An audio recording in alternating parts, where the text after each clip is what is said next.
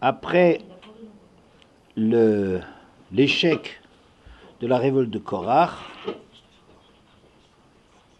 Vaidaber Hashem el Aaron, Vani hine natati lecha et mishmeret trumotai, lechol kodshe bnei Israël, lecha netatim, le moshcha, ulvanecha, le chokolam.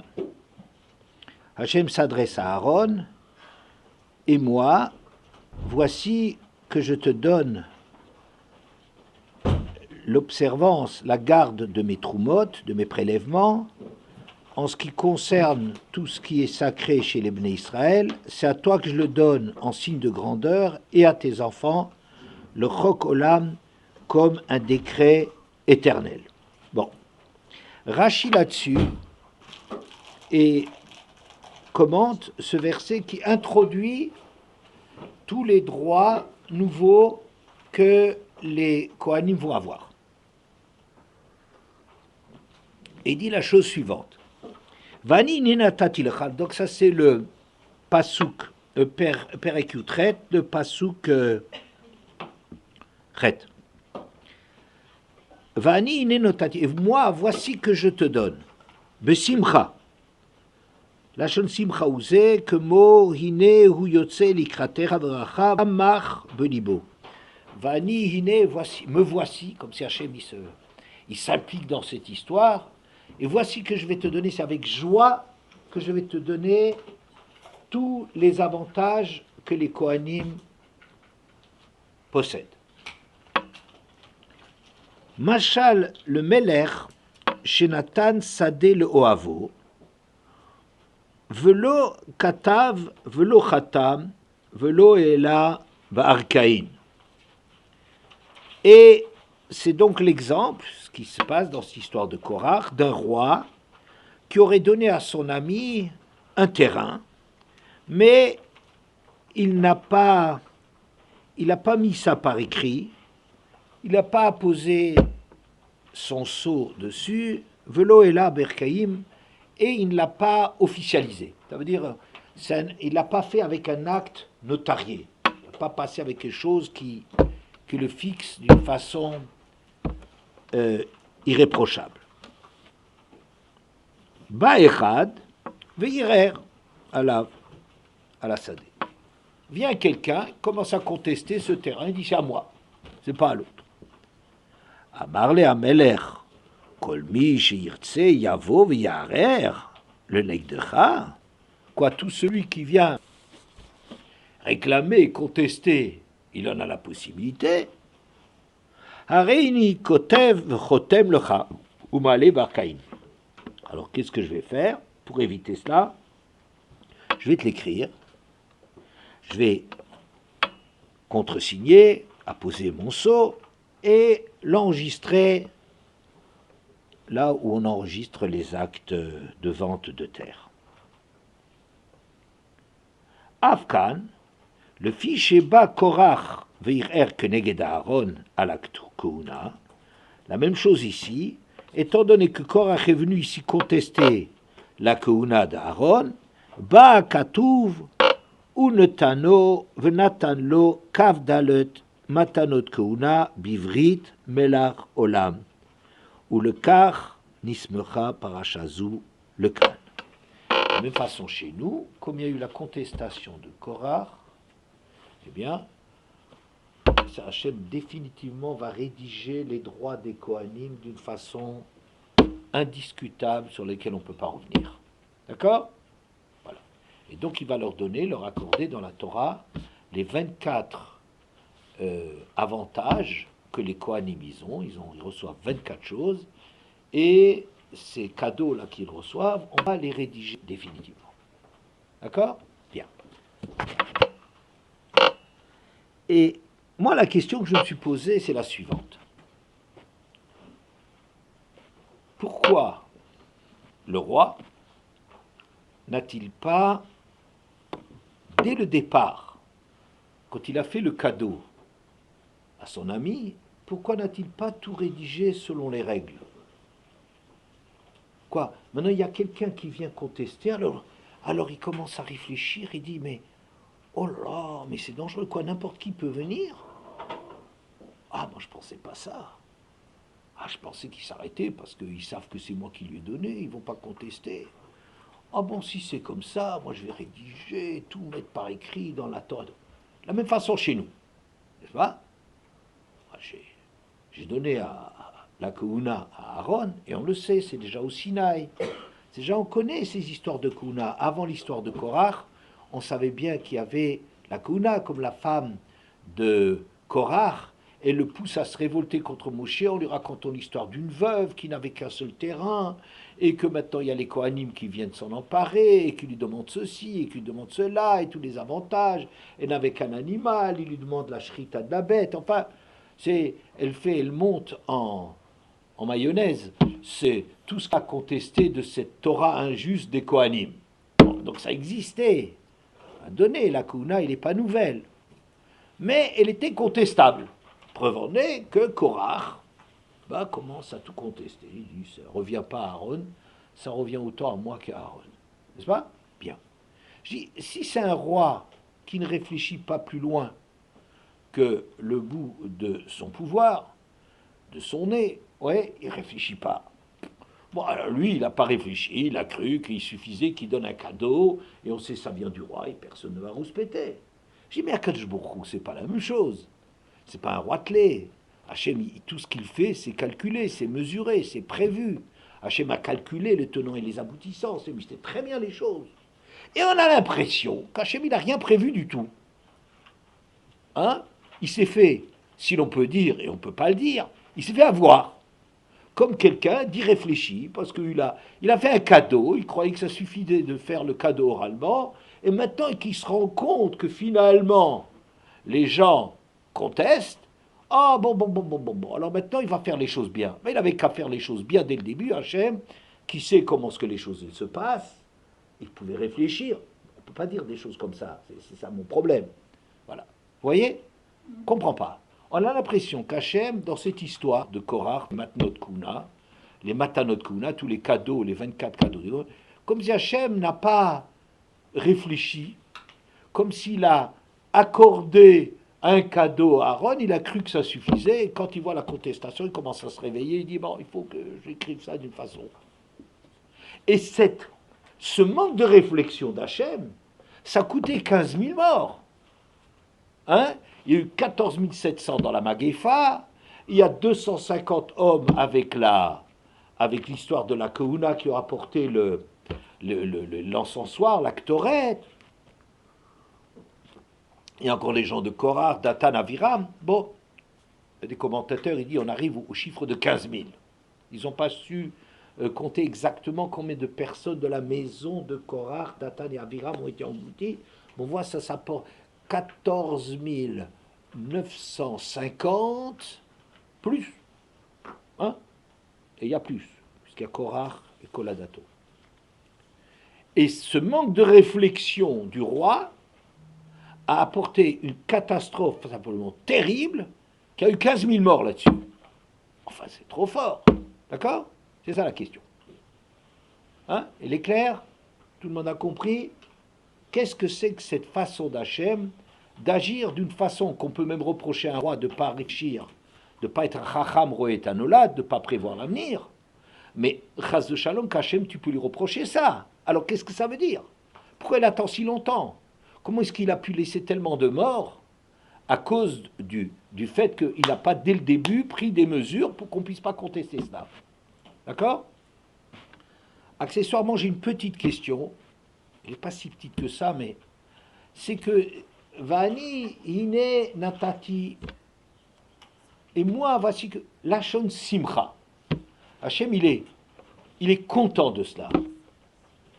Qu'est-ce que ça a à faire ici d'être content ou pas? Quand on décrit les états d'âme d'Hachem, on a besoin de nous dire qu'Hachem est content, puisque le verset écrit les choses sous forme qu'on voit bien que Hachem, il s'investit là-dedans avec plaisir. Vani, et moi, comme si, bon, ouais, Natati, voilà, Hine, Natati, voici, regardez quelque chose. Hein? Qu'est-ce qu'on a besoin de nous parler des états d'âme de celui qui donnait le cadeau, le terrain, et pour dire qu'il était content de faire ça? On ne voit pas. Hein? Voilà. Ce sont, si vous voulez, mes questions.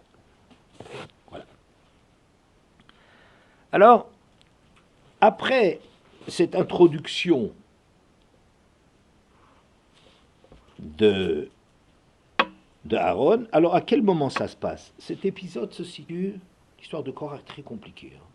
Alors, il y a une contestation de Korach, il y a les gens avec lui, compliqué de savoir qui est-ce qui réclame quoi, il y a des gens qui réclament la Keuna, il y a les premiers-nés qui réclament les droits d'aînesse, qui ne voulaient pas lâcher, contre les Levim, on ne sait pas qui, quoi, que, est-ce qu'il y en a qui réclament les deux, il y en a les contestataires professionnels comme Datan Vaviram, ça mérite aussi, ça devrait être l'objet d'un cours, de dire qu'est-ce que chacun réclame et comment est-ce qu'on répond à chacun.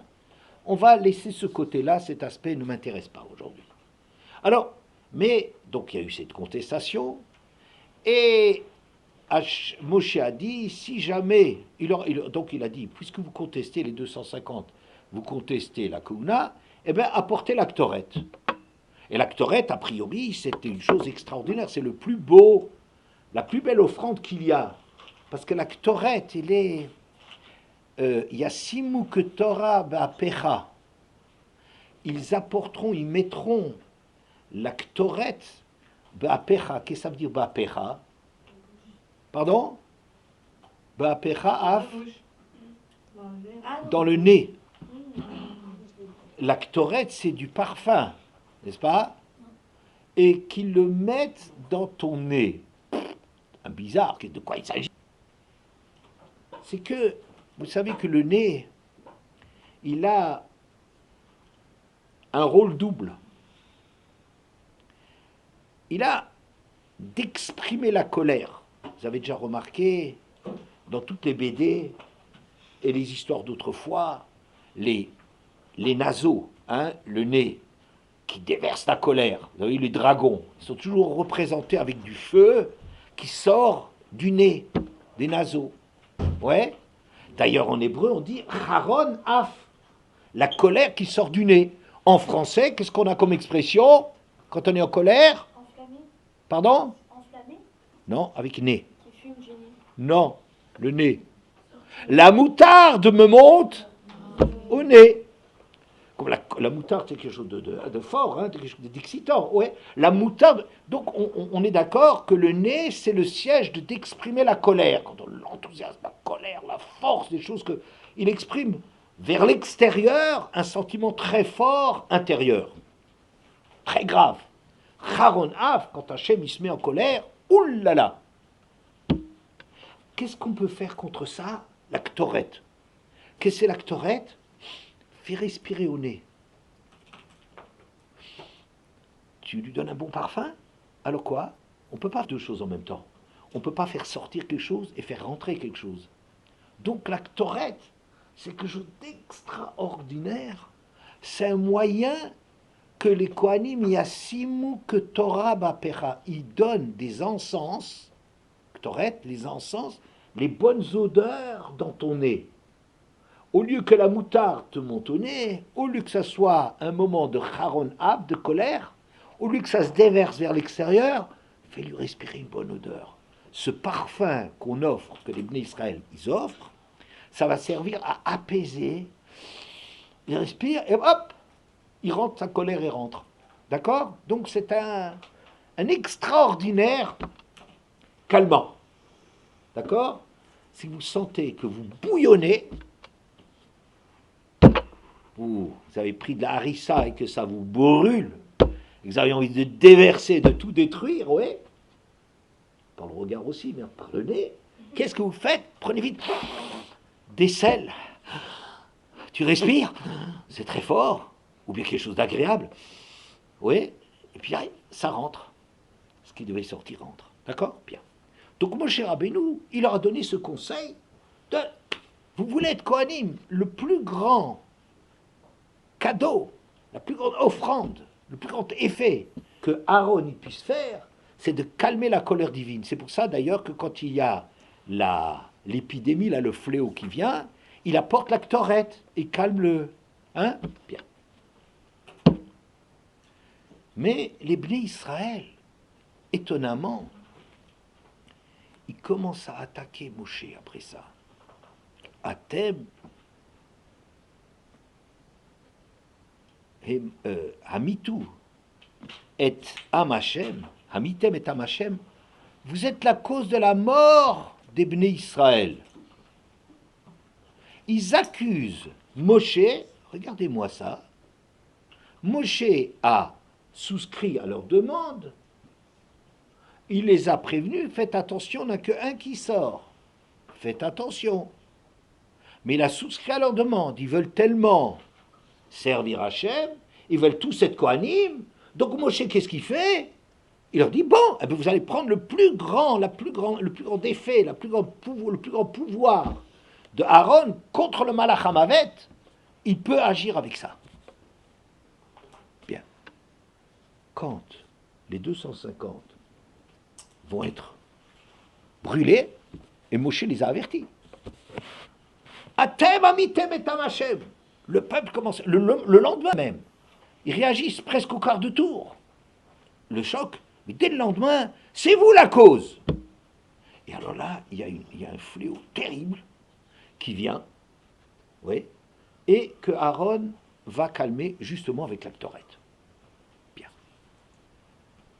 Et Hachem, à ce moment-là, il leur dit, écoutez, une bonne fois pour toutes, on va les calmer, et on leur propose de prendre pour chaque tribu un bâton sur lequel on va inscrire le nom de la tribu.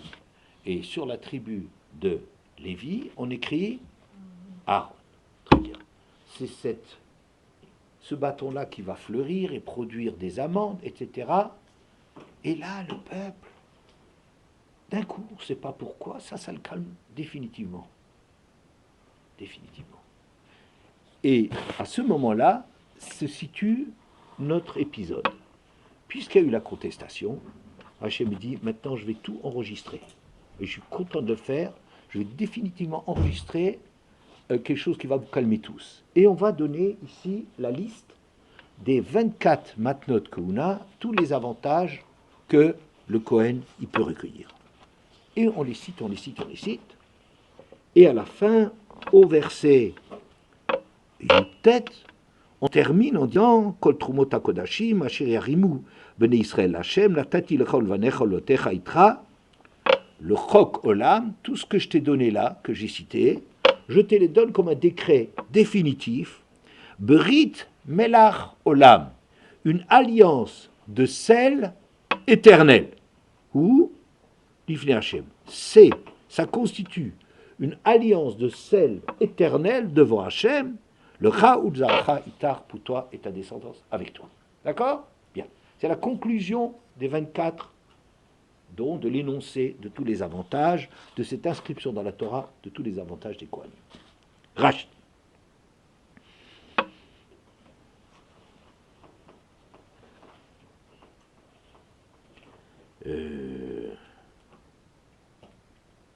Kotrubat Kodashim.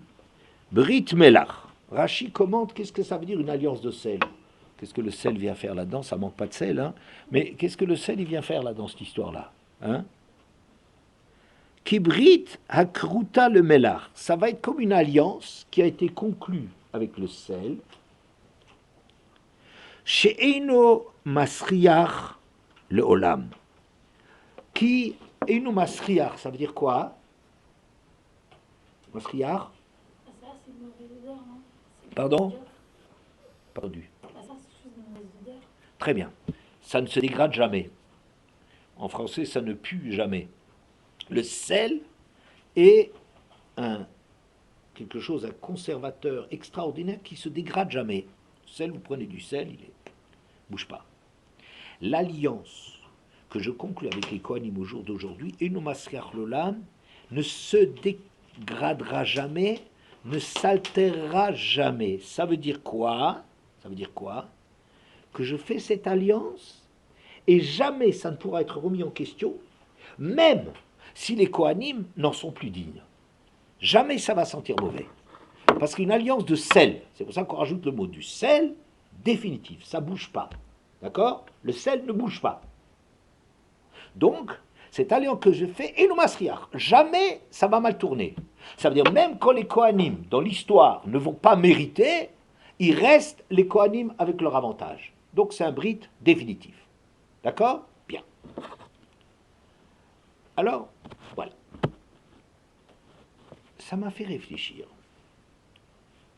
Le sel, qu'est-ce que le sel vient faire ici? Et ça m'a rappelé un extraordinaire Ramban. Le Ramban, dans Vaïkra, quand on parle des corbanotes, dans Vaïkra Bet, le pasouk Yud Gimel. Alors, avant de voir le Ramban, que je trouve extraordinaire, j'espère que vous saurez l'apprécier autant que moi, et on rapporte Rashi. Rashi là-bas dit quoi? Que le sel d'avar bari.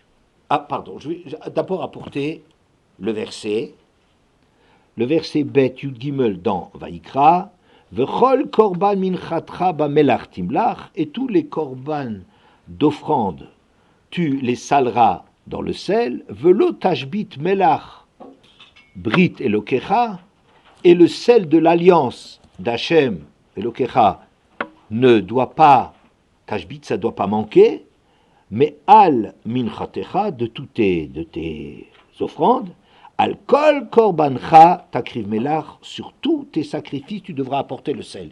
Il y a une insistance, 3 fois on parle du sel là-dedans. Hein, on insiste vraiment sur le sel. Bien. Rashi disait là-bas, pourquoi le sel est une alliance sur le sel? Parce que le sel, c'est d'avar habari, qu'est-ce que ça veut dire bari? Sain, santé, hein? C'est quelque chose de sain. Ou mekayem, qui est mekayem, c'est plus que ça, c'est un conservateur. Il fait que les choses existent. Oui, si par exemple vous salez quelque chose, vous le gardez beaucoup plus longtemps. Si vous laissez par exemple de la viande, comme ça, sans sel, ça se dégrade très vite. Avec le sel, c'est quelque chose qui est un conservateur, ça tient fort, oui. Ou mavri acherim, et il fait du bien pour le reste autour de lui. Le sel d'Irachi, Rashi parle que des actions positives du sel. 1. C'est du sel en soi, c'est quelque chose qui est bon pour la santé. 2. Il permet de conserver des aliments. 3. Il fait du bien et donne du goût aux aliments. C'est extraordinaire le sel. C'est précieux le sel. Vous savez, il y avait des batailles, il y avait des guerres. Je ne sais pas, à l'époque des explorateurs, donc ça doit être au XVIe siècle, là, à la fin du XVe siècle, XVIe siècle, les découvertes XVIIe siècle, on se battait pour trouver le sel. Oui, il y a des épices qu'on a rapportées. Une des grandes raisons des grandes conquêtes qu'on a eues à la fin du Moyen-Âge, qu'on passe dans les temps modernes, c'est les grandes conquêtes territoriales de territoires où on peut avoir de ces produits, et un de ces produits qui était le produit très très très cher et très très important, c'est le sel, parce que justement le sel, il a toutes les qualités. Il a toutes les qualités d'après Rashi. Rashi cite ces qualités-là. D'accord? Bien. Le Ramban va dire comme ça. Ubavour sheubrit bakorbanot, yaase akatuv zotabrit, av le cholabritot. Et parce que dans Vaïkra, là, ce qu'on est en train de commencer à lire, c'est une alliance à propos des korbanot, eh bien, ce genre d'alliance va être av le cholabritot. Ça va être l'exemple, l'archétype, l'exemple par excellence de toutes les alliances. Vayomer, bematnot kuuna, et on en parlera dans les matnot kuuna. Ça nous ramène notre sujet à nous. Brit melach, olam hi, c'est un brit de sel, une alliance de sel définitive. Je lui dis, tiens, c'est bizarre qu'on cite le sel. Vous vous souvenez? Oui, on parle de ça. Chez nous, on parle des Kohanim. Dans la Kuna, quand on veut parler d'une alliance qu'on fait avec les Kohanim, on parle du sel. À l'exemple de ce qui se passe dans les Korbanot. Ou bemalchut David, brit melach. À David, chez David Amelech aussi, on parle d'une alliance de sel. Par exemple, chez David Amelech, dans Divrei Yahumim, il y a un verset qui dit Halo lachem la da'at, ki Hashem Elokei Israël natan mamlacha le David al Israël, olam, lo, ou le vanav, brit melach. Vous avez à savoir, s'adressant à tout Israël, qu'Hachem Eloké Israël, qu'Hachem le Dieu d'Israël, Nathan Mamlacha le David, il a donné le pouvoir royal à David, à l'Israël, sur Israël, le Olam, à tout jamais, l'eau ou le Vanav, à lui et à sa descendance, Brit Melach. Et là aussi, on parle de Brit Melach. Oui, oui, c'est curieux. Il y a quelque chose de curieux que relève le Ramban. C'est quoi cette insistance sur le sel? Brit avec le sel. Avec Rachi, on comprend. Parce que comme le sel, c'est quelque chose de définitif, ça ne se dégrade jamais. Oui, ça permet, ça aide, etc. Donc ça donne les caractéristiques d'un Brit. Un Brit, c'est quelque chose qui est bon, positif. Le Brit, c'est quelque chose qui aide, Mekayem, qui permet, quand on fait une alliance avec quelqu'un, on se soutient, ça fait du bien autour de soi. Et nous masriach l'olam, en plus, il y a quelque chose de l'olam, une idée que le sel, il ne se dégrade jamais. Donc, on ne reviendra jamais en arrière, quelle que soit l'alliance. Quand on fait une alliance avec David Ameller, même si le pouvoir a été divisé après Shlomo Ameller, mais la royauté légitime n'a jamais quitté Yehuda David, Mashiach. C'est toujours comme ça, c'est resté. Jamais ça changera. Bien que cette royauté, elle était parfois très très mal personnifiée, il y avait les rois qui étaient des grands Rochaïm parfois, mais ça ne bougera jamais. L'alliance, elle est une alliance de sel, définitive. Les Kohanim, quel que soit le devenir de la suite de l'histoire, Brit Melach Olam. Les Korbanot, Brit Melach Olam, une alliance avec le sel, Melach. Le Ramban, il va donner une explication à cela, qui diffère complètement de ce que Rashi a dit. Le Ramban dit que le sel, en vérité, c'est produit par l'eau et le feu. C'est-à-dire que, à partir de l'eau, que l'on va, où on exerce l'action du soleil, on va obtenir du sel. Je ne sais pas moi comment ça se fait que l'eau crée du sel, ou le sel est contenu dans l'eau, mais il ne parle pas tellement de l'eau salée, vous verrez, il ne parle pas tellement de l'eau salée dans la mer qu'on peut faire évaporer pour avoir du sel. C'est pas tellement comme ça qu'il dit, mais il dit cette chose extraordinaire, que l'eau, que le sel est composé de deux éléments contradictoires. L'eau, qui fait tout vivre, et le sel. Mais il rajoute, pardon, et le feu. Oui, c'est ça, tout à fait. Et le feu, c'est l'action du soleil, d'accord? L'eau et le feu. Mais attention, dit le Ramban, et là, il parle d'un autre aspect du sel, qui est, le sel, c'est aussi quelque chose qui rend désertique.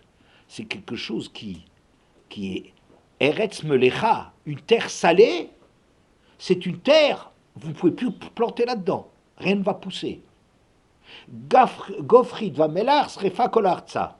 Le Sdom et Gomorre, ils ont été brûlés par le soufre et le sel. C'est irrécupérable. Oui. Dans l'histoire, on connaît, les Romains avaient une grande marloquette avec Carthage, en Afrique du Nord, et quand enfin, après de nombreuses années, ils ont conquis Carthage, qu'est-ce qu'ils ont fait? Ils ont mis du sel, ils ont répandu partout des grosses quantités de sel dans tout le territoire de Carthage pour être sûr que jamais rien ne poussera là-dedans.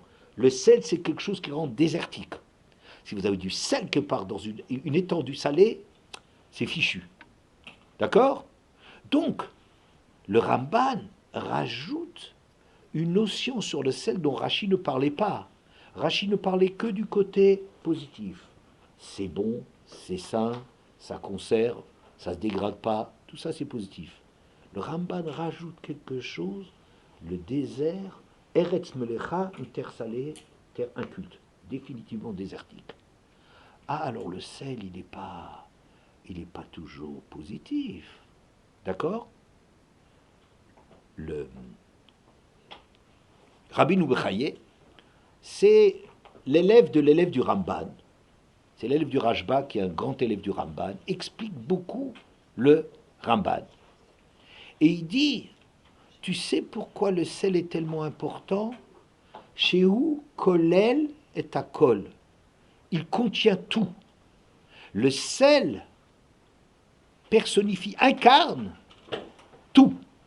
Qu'est-ce que ça veut dire tout? L'eau et le feu. C'est le résultat du feu sur l'eau. Le sel est le résultat de deux choses. Un, l'eau qui fait pousser. D'accord? L'eau qui fait pousser, c'est la vie. Et de l'autre côté, le sel qui... Ça vous rappelle quelque chose un peu, ce que je suis en train de dire, là, que je laisse avec des points de suspension? Bereshit, Allah b'marshava. Livro et ha'alam al pi midat hadin.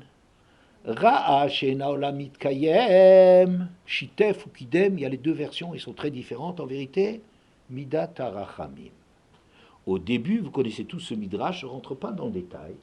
Hachem pensait créer le monde avec une exigence totale. Alpi midat hadin. C'est-à-dire, tout est payé comptant très cher. Mais, Ra'a she'ena olam mitkayem, Hachem voit aussi que le monde ne peut pas exister si chaque fois que quelqu'un fait une faute, ça y est, il est condamné à mort. Le monde n'est plus vivable. Shitef midat ha'aramim, il rajoute ou il fait d'abord Hachem Elohim, d'abord la midat ha'rachamim, ou en même temps midat ha'rachamim et midat hadin. Tout le monde connaît ce midrash. Hachem voudrait tout faire fonctionner d'après le din, d'après le feu, d'après l'exigence, mais comme le monde ne peut pas survivre, bon, alors il faut mettre de l'eau dans son vin. D'accord?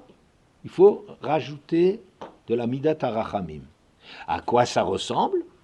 À quelqu'un qui a des verres en cristal et il voudrait verser là-dedans de l'eau bouillante. Il sait bien que si les verres qui sont fragiles, tu leur verses de l'eau bouillante, tu verses dedans de l'eau bouillante, ils vont éclater. Donc on est bien obligé de refroidir, d'attiédir les choses. Il faut attiédir l'exigence de l'eau bouillante en rajoutant autant d'eau pour que tu puisses marcher. Mais je voudrais que ça soit normalement, j'aurais voulu que ça soit bouillant.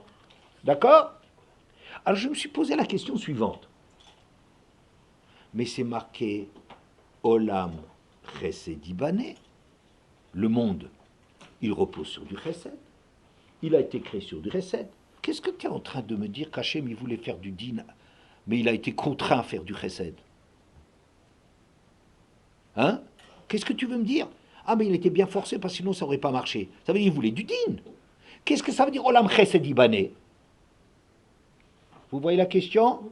Elle est bonne? Je me suis répondu la chose suivante. Grâce à une chose que j'ai apprise de Rav Itar à Strasbourg, c'est un Rav qui a écrit beaucoup de commentaires très, très intéressants sur la Torah, très fort, et il rapporte quelque part un Zohar qui dit la chose suivante. En vérité, dans le monde, il n'y a que du chesed. Tout ce qu'Hachem fait, c'est du chesed. Seulement, il y a deux genres de chassadim. Il y a chesed de Idgalia, le chesed de Idkassia.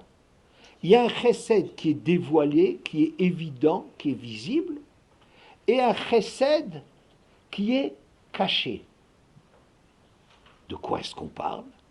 Le chesed visible, c'est quand vous voyez que c'est une action de chesed. Je te donne quelque chose, je te fais un cadeau, je suis gentil avec toi, je te fais un sourire. Ça, c'est chesed de Idgaya, galot, visible, le galot dévoilé, révélé. Ça se voit. Il y a un autre chesed qui s'appelle chesed de Itkassia, un chesed qui n'est pas apparent. C'est-à-dire, par exemple, que si on voit que dans l'éducation des enfants, on n'arrive pas, il faut mettre des limites. Il faut savoir encadrer. Oui, c'est un grand chesed. C'est désagréable pour celui qui le reçoit, parce qu'on met des coups d'arrêt. Lui, il voudrait tout faire, se permettre n'importe quoi, et on a dit non, tu vas te coucher à telle et telle heure. Non, tu ne regarderas pas ça. Tu liras ce livre passionnant, tu attends demain pour le lire. Ou ceci ou cela, tu feras d'abord tes devoirs. Peu importe. On voit que dans... Est-ce qu'on va dire que les parents qui envoient leur enfant se coucher, alors que l'enfant n'a pas du tout envie, oui, ou est-ce que quand l'enfant il est parfois tellement nerveux, qu'il n'arrive plus, on ne peut plus rien faire pour le calmer, vous savez comment est-ce qu'on le calme? Une petite fessée. Excellent remède, je vous le dis pour les futures mamans, excellent remède, pas trop fort. Pourquoi? Parce que l'enfant, il hurle tellement que toute son énergie, son surcroît d'énergie qu'il n'arrivait pas à dépenser, qu'il était en train de rendre tout le monde fou, ouais, et bien tout ça, il va le mettre dans ce hurlement qui va durer 2 minutes après il s'endort. Ouais, c'est un remède connu et vérifié, à ma santé. Que tu connais mes enfants, tu connais l'éducation de mes enfants. Ils sont tellement choux. Oui, bien. Et tellement bien élevés. Bon, voilà. Alors, mais souvenez-vous de cela. Une petite fessée, quand l'enfant n'arrive plus, vous ne pouvez rien faire. Vous ne pouvez plus rien faire. Il est ingérable. Cette petite fessée, et il la prend mal. C'est le plus grand recette que je peux lui faire. Je lui permets de se vider. Oui. C'est pas une autre manière de vider son énergie? De quoi? C'est pas une autre manière de vider son énergie? Tu essaieras quand tu auras des enfants. Je ne veux pas discuter sur ce problème-là. Surtout que ce moyen-là, il est badouk ou menoussé, vérifié et expérimenté. D'accord? Si le but c'est de vider l'énergie. D'accord. Ne sois pas une mauvaise mère. Sache qu'il y a le din qu'il y a est quelque chose d'extrêmement positif, mais qui est mal vécu souvent, parce qu'il vient mettre des coups d'arrêt. Quand on dit, par exemple, est-ce que le din, c'est quelque chose que les parents, ils s'occupent pas de leur enfant? Je dirais, mais c'est juste le contraire. Shrina, shruya, berosh, bimrashotav shel cholé. Hachem, là où il est le plus présent, c'est au chevet des malades. Tu dirais, les malades, c'est le din, ils sont frappés, ils souffrent. Alors tu diras, Hachem, il est absent. La souffrance, c'est la preuve que Dieu n'existe pas, ou qu'il est absent, qu'il se désintéresse. C'est juste le contraire. Hachem, il n'est jamais autant attentif que quand quelqu'un souffre. Seulement, la personne, elle vit ça très très durement. Hein? Bon. Qu'est-ce que je voulais dire avec ça? Toujours exprimer ma lettre de reconnaissance à ce Zohar apporté par Ravitar, qu'en vérité, à Kol Chesed, il y a du Chesed qu'on voit tout de suite, et il y a du Chesed qui est plus difficile à accepter, mais qui en vérité, c'est un grand, grand Chesed. Hein? Mais Chesed qui n'est pas immédiat. D'accord? Qu'on ne ressent pas bien. Donc, Olam Chesed Ibané, le monde, il repose que sur du Chesed. Il n'y a que du Chesed. Seulement, il y a 2 formes de Chesed. Et Hachem, dans son souci pour que l'homme y progresse, oui, qu'est-ce qu'il veut? Il veut qu'il y ait beaucoup de din. Pourquoi? Parce que avoir des exigences pour quelqu'un, c'est le faire avancer. Les parents qui veulent quelque chose de leurs enfants, je ne parle pas des parents qui mêlent là-dedans une espèce de fierté personnelle, qui veulent exhiber les notes de leurs enfants. Je ne parle pas ça, c'est des parents qui mêlent beaucoup d'orgueil et des choses de ce genre-là qui n'ont pas lieu d'être. Je parle des parents qui ne font pas que leurs enfants doivent les représenter, mais qui se soucient vraiment du bien de leurs enfants. Ils ont des grandes exigences pour leurs enfants. Pourquoi? Parce que c'est avec les exigences que tu... Mais attention, s'il n'y a que du chesed, que du din, c'est très grave. Pourquoi? S'il n'y a pas un peu de rachamim, si l'enfant, il a l'impression que les parents sont tout le temps en train de le houspiller, tout le temps d'être derrière lui, rien qu'avec des exigences, il oublie finalement que c'est des parents, c'est pour lui, c'est des flics, c'est des juges insupportables, il se rebelle.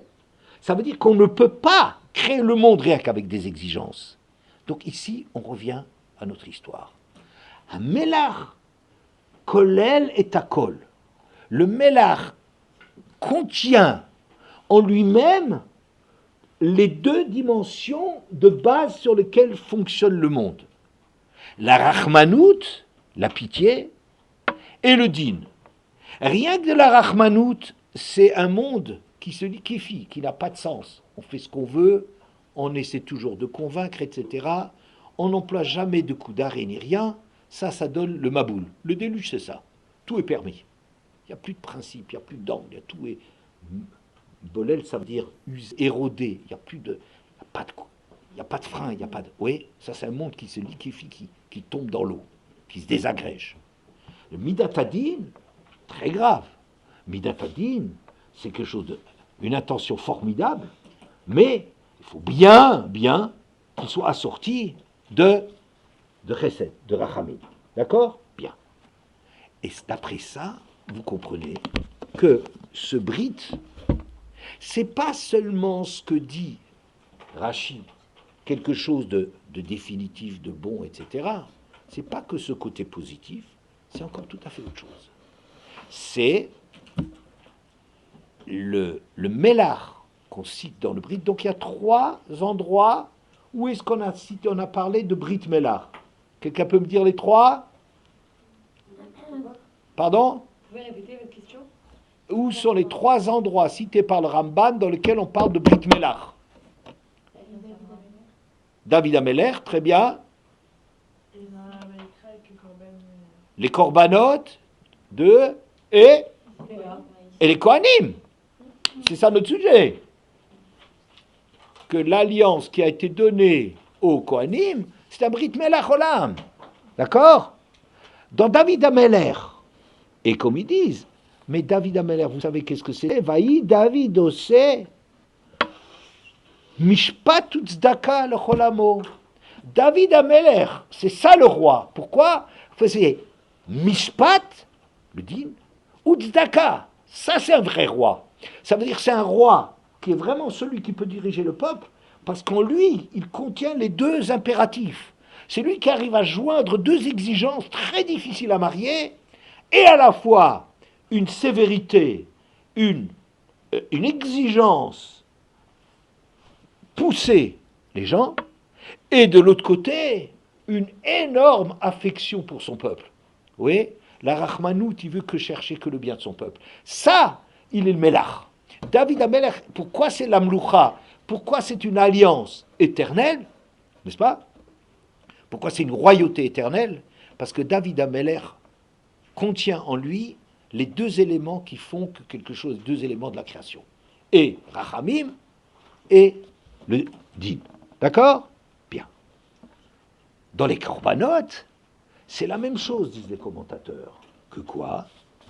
Que un korban, écoutez bien, en même temps, c'est un cadeau extraordinaire de pouvoir se rapprocher d'Akadosh Baruch Hu, et en même temps, c'est une exigence de folie que si jamais le korban est fait avec des mauvaises intentions ou des choses de genre, s'il manque quelque chose, alors, ou il n'est même pas accepté, ou même celui qui l'apporte, il est renvoyé et châtié. Hein? Vous voyez par exemple, quand Nadav et Avihu, ils voulaient apporter l'actoret, foudroyés, ils ont été foudroyés, parce que c'est Eshzara, on n'a pas demandé. Vous voyez qu'en réalité, les corbanotes, c'est quelque chose. Maintenant, revenons chez nous, et on va essayer de comprendre un petit peu cette paracha de Korach.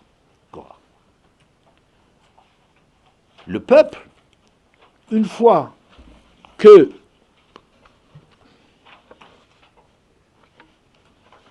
les bâtons, ils ont vu fleurir les bâtons,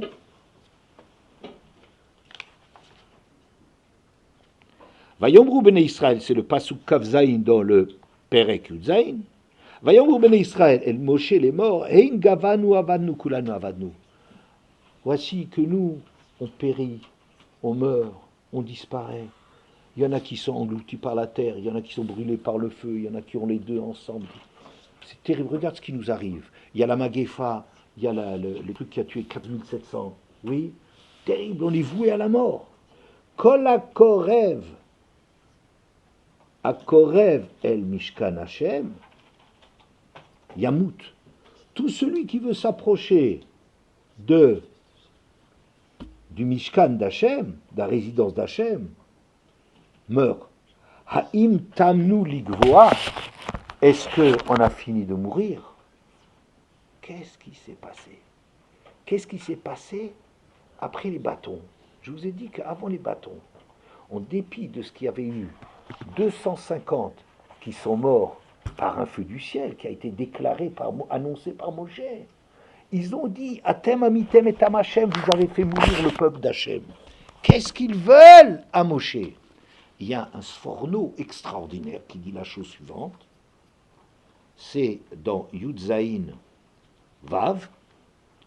Vayilonu koladat ben Israël memachorat. Après qu'il y a eu les 250 engloutis, dès le lendemain, les Bnei Israël réclament, rouspètent.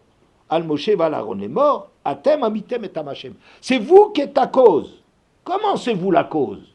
Moshe les a avertis. Si vous prenez ça, il n'y en a qu'un qui est choisi. Ils y sont quand même allés. Faites attention. Qu'est-ce qu'on reproche? Le Sforno, il dit, Kacher d'Iber, j'ai bien bossé, non, c'est pas celui-là, Atem amitem, chez Amartem lahem, chez Inasu biktoret, chez Ein Raoui, chez Aktirua, Ela Hamakriv, Ola Tatamid. Vaya lachem le nasod, bizvachim arouyim le kohanim rabim yachad. Ils dénoncent quelque chose de terrible contre Moshe. Ils disent comme ça. Pourquoi vous êtes accusé d'avoir fait périr toute cette communauté? Parce que vous avez fait l'épreuve avec la Ktoret. Parce que la Ktoret, en vérité, c'est celui qui apporte. Le Korban Tamid, c'est lui qui doit apporter la Ktoret. Donc les dés, ils sont pipés. Pourquoi? Mais parce que c'est Aaron qui a apporté le Korban Tamid le matin. Donc c'est sûr que c'est lui qui va apporter la Ktoret et les autres sont condamnés. C'est du Esh Zara chez eux. Ils apportent quelque chose qu'il ne faut pas apporter. Oui. Alors Moshe, sous le fait de leur dire, vous voulez, je vous donne le meilleur korban qui existe. Mais qu'est-ce que tu comprends un korban comme ça? C'était joué d'avance que ce korban, il va réussir quand celui qui a apporté le korban tamid. L'offrande de la Ktoret ne va pas marcher. Vous eussiez dû, hein, c'est beau ça, faire apporter la Ktoret par, pas la Ktoret, un korban que tout le monde pouvait apporter. Si vous aviez choisi, on va tester, est-ce que vous êtes des Kohanim, et apporter tel et tel, en apportant tel et tel korban, ça aurait marché. Mais vous avez choisi quelque chose.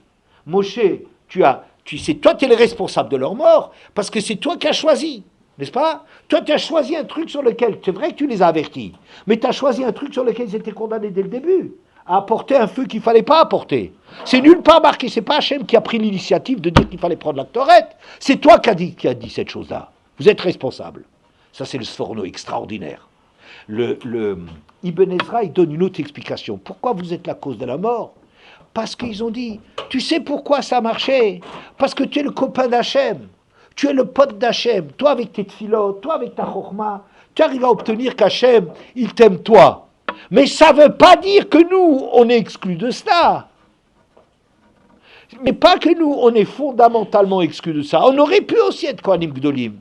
Seulement toi, comme tu es Hachem, il te doit des services parce que tu es très bon, tu as obtenu avec ta tfila, ou bien tu as de la chorma, tu es le type le plus racham, tu as trouvé le truc, et tu as obtenu pour ton frère, comme c'est marrant, toujours ton frère, tes enfants, tes petits-enfants, il y a de la place pour tout le monde autour de toi, d'Afka pas les enfants, mais enfin, c'est tout, c'est ton talmide, tes petits-enfants, il y a plein de monde de Moshe Rabbeinu, tout le monde, il a pris tous les postes.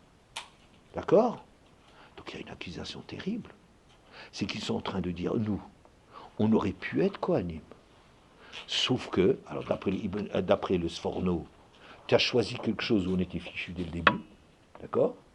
Deuxièmement, que tu as, d'après l'Ibn Ezra, c'est toi qui l'as obtenu. C'est pas que nous, on ne méritait pas. mais toi tu l'as obtenu parce que tu as du piston. D'accord? Voilà.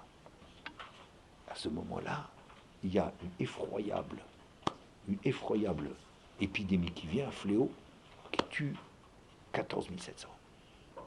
Hachem dit, on va calmer les gens. Comment? Avec l'histoire des bâtons. Pourquoi l'histoire des bâtons, ça va les calmer? Oui? Pourquoi ça va les calmer? L'épidémie, Hachem, il ne s'arrête pas là. Il ne dit pas ça. Et maintenant, ils ont compris, ils ont attrapé une super claque. Maintenant, ça va les calmer. Il n'a pas dit ça. Pourquoi? Parce que les Bnei Israël pensaient, et ça c'est très important dans ce cours, les Bnei Israël pensaient que la Keuna, c'est un moyen de servir Hachem, de grandir et de progresser. Et ils veulent ça. C'est des grands hommes. C'est des très grands hommes qu'on a fait. Il ne faut pas les traiter comme ça, comme des petites disputes. C'est des gens, les 250, quand on les a prévenus, il n'y en a qu'un qui s'en sortira. Mais ils ont risqué leur vie parce qu'ils veulent tellement se rapprocher d'Hachem, et ils voient dans la Keuna Gdola, dans le fait de servir Hachem, ils voient que c'est le moyen de s'exprimer, d'avancer, de progresser. Il dit, tu n'as pas le droit de nous enlever ça. Nous, on a le droit aussi. Il n'y a pas à réserver ça à ton frère parce que c'est ton copain, parce que c'est ton frère. Donne-nous à tous notre chance. Donc, ils croient qu'en vérité, la Keuna, c'est vrai que c'est difficile, c'est vrai qu'il faut faire Messirut Nefesh et tout ça, mais ils croient que tout le monde peut prétendre à la Keuna. Mais une fois qu'on a pris le test des bâtons, on a vu que c'est seulement la tribu de Lévi qui a fleuri, qui a donné des fruits, et Aaron, qui était son chef, qui était marqué dessus. Le Kohen Gadol, c'est Aaron, et la tribu, c'est la tribu de Lévi, et pas les premiers-nés. Ça veut dire les contestations qui étaient portées, comme quoi ça serait des choses accidentelles, ou Moshe n'aurait fait que, d'après ce qu'il arrange, ont été définitivement coulées parce qu'on voit, il y a une prédisposition, c'est la tribu de Lévi qui a été choisie, et Aaron qui a été choisi. Qu'est-ce que vous voulez dire? Ça ne répond pas à la question du Corban. Pourquoi il n'a pas choisi un Corban que tout le monde pouvait amener et il a choisi un Corban que seulement Aaron Tout à fait, tout à fait, tout à fait. Je ne prétends pas du tout, dans ce cours, répondre à ça. Ce n'est pas ma question du cours. Elle est très bonne. Évidemment, c'est une très bonne question. Très bonne question. Mais ça mérite une autre réflexion. Ce n'est pas mon problème. Mon problème, si tu te souviens, c'est comment se fait-il qu'Hachem n'a pas, dès le début, empêché toute velléité de contestation en écrivant dès le début, voilà, c'est marqué dans la Torah, vous avez ça, et ça, et ça, et ça, et puis c'est fini. Personne ne serait jamais venu. Et ça a donné des catastrophes. Pourquoi Hachem n'a pas arrêté ça? Si Hachem, dès le début, il avait tout écrit clairement, eh bien, ça y est, au lieu d'écrire maintenant, il aurait dû l'écrire au début, ça aurait été fini. On aurait évité beaucoup de morts, beaucoup de souffrances, beaucoup de disparitions, beaucoup. Ouais. Alors je dis que si tu montres avec les bâtons qu'il faut avoir des prédispositions spéciales pour arriver à s'approcher d'Hachem, c'est-à-dire qu'en vérité, la Keuna, c'est un Brit Melach. C'est là que ça apparaît. Qu'est-ce que ça veut dire? Melach, c'est qu'en vérité, c'est pas un truc qui est de l'eau. C'est pas seulement un cadeau. C'est pas quelque chose d'arachmanout, quelque chose de gentil. Si la Keuna avait été quelque chose de gentil, alors on aurait pu dire pourquoi c'est pas nous, pourquoi c'est lui. D'accord? Mais en vérité, c'est pas comme ça. En vérité, la Keuna, c'est quelque chose d'extrêmement dangereux. Tu fais un faux pas, tu meurs. Une fois, il y a des goïms qui ont demandé à un rave, qu'est-ce que c'est marqué Hazar HaKarev Yumad, que par rapport au service du Beth Amikdash, l'étranger qui s'approche, il meurt. Il dit quoi? C'est un goï? Il dit non. C'est quelqu'un qui n'est pas Cohen. Et pour le travail du Kohen Gadol, quelqu'un qui n'est pas Kohen Gadol, c'est un étranger. Ça veut dire, comment ça se passe? C'est fin, c'est dangereux. C'est un travail pour lequel il faut avoir des prédispositions, d'être sur le fil de l'épée, de vivre ce danger, que le moindre faux pas que les fils Nadav Avihu vont faire, le moindre faux pas dans la Avodah d'Hachem, c'est puni de mort. Vous voyez, ça, c'est quelque chose, c'est Brit Melach. C'est une alliance de sel, c'est-à-dire qu'on voit là-dedans qu'en même temps, c'est vrai que ça permet à l'homme de grandir, et c'est pour ça qu'ils voulaient tous tellement s'approcher et la voir. Mais maintenant, vous prenez conscience que c'est un truc qu'on ne peut pas exercer, c'est beaucoup trop difficile. On risque tous à s'approcher de la Kuna, de disparaître, de périr et de mourir. Vous voyez ? Donc, la réponse à la question que j'ai posée est la suivante. Pourquoi est-ce que Hachem n'a pas, dès le début, écrit tout définitivement, il n'y aurait jamais eu de contestation? Vous savez pourquoi? Parce que avant la révolte de Korach, on croyait qu'en vérité la Keuna, c'est quelque chose qui fait grandir l'homme. Que c'est un grand chesed d'Hachem, on voyait que sur le côté, c'est un moyen exceptionnel qui est accordé à l'homme pour qu'il grandisse. On le voyait sous cet angle-là. Et à ce moment-là, c'est vrai que ça apporte la contestation. Pourquoi lui et pas moi? N'est-ce pas? Et Moshe, d'ailleurs, dès le début, il leur avait dit, Boker, demain, au matin, demain, déjà, vous allez voir, qu'est-ce qu'il veut leur dire avec ça? Rachid dit, le Midrash dit, que de la même façon que c'est marqué, Vayi Erev, Vayi Boker, Vayi Avdel Hashem ben Haor ben Hachosher, que le soir et le matin, ça ne peut pas se confondre. Hachem, il a fait une séparation radicale entre le jour et la nuit.